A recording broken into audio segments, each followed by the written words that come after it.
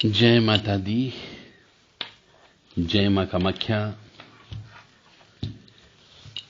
ओम श्रीमन महागणाधिपते नमः। ओम उमा महेश्वराभ्यो नमः। ओम शची पुरंदराभ्यो नमः। ओम वाणी हिरण्यगर्भाभ्यो नमः। ओम लक्ष्मी नारायणाभ्यो नमः। ओम कुल देवताभ्यो नमः। ओम इष्ट देवताभ्यो नमः। ओम ग्राम देवताभ्यो नमः। ओम स्थान देवताभ्यो नमः। ओम स्थापित देवताभ्यो नमः। ओम सर्वेभ्यो देवेभ्यो नमः। ओम सर्वेभ्यो तीर्थेभ्यो नमः। ओम सर्वेभ्यो ब्राह्मणेभ्यो नमः। ओम सर्वेभ्यो ऋषिभ्यो नमः। ओम सर्वेभ्यो सिद्धाय नमः। ओम नवग्रह देवताभ्यो नमः। ओम वास्तु देवताभ्यो नमः। ओम गुरुभ्यो नमः। ओम मातपितृचरण कमलेभ्यो नमः। ओम सर्वेभ्यो पितरेभ्यो नमः। ओम सर्वेभ्यो पितरेभ्यो नमः। ओम चतुष्षष्टि योगिनी देवेभ्यो नमः। ओम षोडश मातृका देवेभ्यो नमः। ओम सप्तघत मातृका देवेभ्यो नमः। ओम सप्त सागरेभ्यो नमः। ओम सप्त ऋषिभ्यो नमः। ओम सप्त नदीभ्यो नमः। ओम छम क्षेत्रपालाय नमः। ओम बम भैरवाय नमः। क्रीम कालिकाय नमः।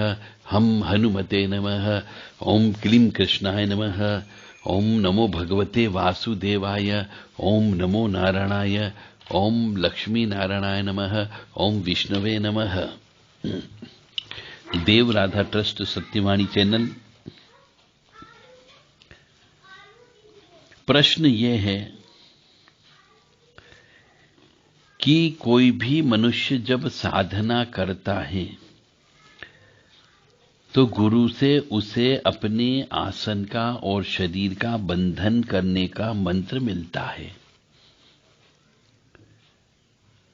तो साधक मनुष्य जब साधना करने बैठता है, आसन बिछाता है, उसके पहले अपने इस आसन की और अपने इस घट पिंड की, शरीर की रक्षा का, शरीर की बंधन का, स्थान के बंधन का मंत्र तो कर लेता है। तो प्रश्न यहां पे ये उठता है कि क्या आसन से उठने के पहले क्या मंत्र को खोलना पड़ता है या ऐसे ही उठ जाना पड़ता है? और यदि खोलना पड़ता है तो मंत्र को खोलने का जो हमने बंधन लगाया है उसको खोलने का क्या मंत्र है? प्रश्न बहुत ही तार्किक प्रश्न है कि ताला लगता है तो ताला खोला भी जाता है। जैसे कुंजी का स्रोत है तो उससे ताले की चाबी है वह कुंजी का स्रोत। पूरी दुर्गा सप्तशती का पाठ का लाभ लेना हो तो ताला खोल करके ही तो घर अंदर प्रवेश कर सकते हैं हम। ताला लगा होगा तो नहीं जा सकते। इसलिए दुर्गा सप्तशती के पाठ में हम पूर्ण फल की प्राप्ति के लिए कुंजी का स्रोत का भी पाठ करते हैं और हवन भी करते हैं। इसी प्रकार से जब कोई भी साधना करते हैं तो पहले हम उस स्थान जो कि ओपन रहता, खुला हुआ होता है, इसलिए पहले आसन का बंधन किया जाता है, स्थान का बंधन किया जाता है, क्षेत्र का बंधन किया जाता है। उसके बाद इस घट पिंड की रक्षा का मंत्र भी बोला जाता है और उसके बाद में साधना पर बैठते हैं। परंतु क्या साधना पर उठते समय, आसन से उठते समय, आसन छोड़ने के पहले क्या हमें जो हमने इस आसन का, जो स्थान का, शरीर का बंधन का या रक्षा का जो मंत्र डाला, क्या उसको हमें खोलना पड़ेगा? क्योंकि आज तक किसी भी गुरु के मुख से और किताबों में हमने ये मंत्र नहीं सुना कि जो हमने आसन को बैठते समय आसन की रक्षा के लिए मंत्र बोला तो उस मंत्र को काटने का कोई दूसरा मंत्र भी हो। तो जिस शक्ति के मंत्र से आपने आसन का बंधन किया है, उस शक्ति के नाम से नाम लेकर के 3 बार ताली बजाकर जल छोड़ करके आप उठ सकते हो, वह बंधन खुल जाता है।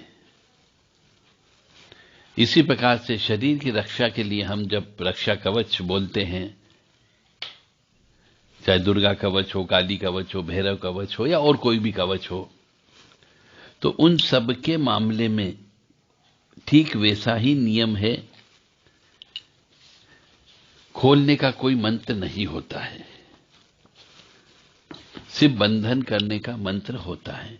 खोलने की प्रक्रिया यही है कि 3 बार पहले उस शक्ति को ध्यान कर लिए जाए, ताली बजा ली जाए और जल छोड़ करके वहां से उठ लिया जाए, तो वो खोलने का मंत्र होता है।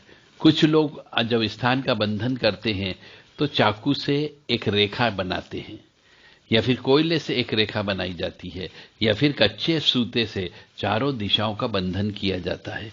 तो कच्चे सूते को काटना, बंधन खुल जाना होता है। उस रेखा को चाकू से वापस 1-2 जगह से काट देना बंधन का काटना कहलाता है। या फिर कोयले की रेखा खींचिए तो उस रेखा को आप थोड़ी रेखा को मिटा दीजिए अपने हाथों से उस मंत्र को बोलते हुए, तो वो रास्ता खुल जाता है। इस प्रकार से उस बंधन को या रक्षा को खोला जाता है। ऐसे रक्षा करने से संबंधित, बंधन करने से संबंधित बहुत सारे मंत्र आपको किताबों में मिल जाते हैं। तो अनुष्ठान करते समय भी उनको बोलना चाहिए, रक्षा करने के लिए, स्थान की रक्षा के लिए, क्षेत्र की रक्षा के लिए और अपने स्वयं की रक्षा के लिए भी बोलना चाहिए। जैसे कुछ लोग हनुमान जी का मंत्र बोलते हैं, ओम जय हनुमंत रामदूत चलो वेग चलो, लोहे का गदा व्रज का लंगोट पान का बेड़ा, तेल सिंदूर की पूजा, हम कार पवन पुत्र काल चक्र हस्तम कुबेर खिलू और उमरा मसान खिलू, भैरव खिलू, अक्ष खिलू, वश खिलू, आकाश खिलू, पाताल खिलू, पृथ्वी खिलू, सभी बातों को खिलू, मेघ को खिलू, 9 कोड़ी की नाक को खिलू, शत्रुमुख बंधन खिलू, सरमुख बंधन खिलू, काकड़ी कामनी बंधनाहन खिलू, कुरु कुरु स्वाहा, 8 बाट घाट खिलू, मेलिया मसान खिलू, भूत प्रेत खिलू, 20 खबीस खिलू, डाकिनी शाकिनी खिलू। इस प्रकार से ये बंधन करने का मंत्र है। उसके अलावा भी हनुमान जी के बहुत सारे मंत्र हैं, भैरव जी के बहुत सारे मंत्र हैं जो ये रक्षा करने का काम करते हैं। ओम होम हसप्रेम खपरेम हस्त्रोम हस कपरेम हसोम ओम, इसको भी रक्षा करने के काम में प्रयोग किया जाता है। फिर कुछ लोग आसन की बंधन करने के लिए ओम राम रीम रूम रेम रोम रम रह, इस मंत्र का भी प्रयोग करते हैं।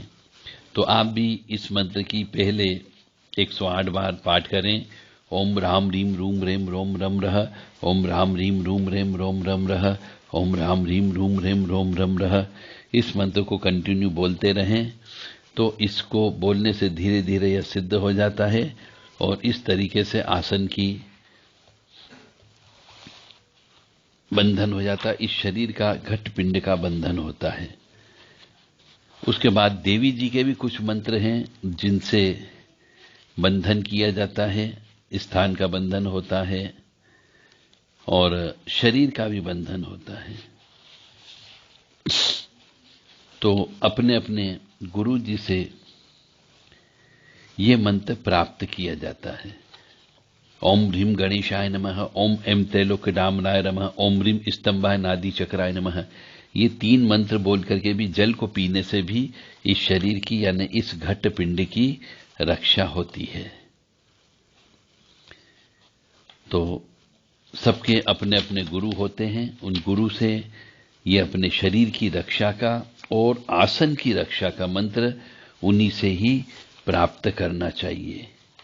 जय माता दी, जय मां कामाख्या, मां भगवती जगत जननी आद्य शक्ति भवानी आपको सुखी रखे, स्वस्थ रखे, प्रसन्न रखे। क्योंकि बहुत कम जगह ऐसा होता है जहां पर ये रक्षा मंत्र के बारे में बताया जाता है। ऐसे दुर्गा सप्तशती में भी रक्षा के, आसन रक्षा और शरीर की रक्षा के बहुत सारे मंत्र दिए हुए हैं। आप चाहें तो दुर्गा सप्तशती से भी इन मंत्रों को प्राप्त कर सकते हो, परंतु जो मंत्र हम सिद्ध करते हैं उसी मंत्र से ही हमेशा अपनी रक्षा करते रहना चाहिए। जय माता दी, जय मां कामाख्या।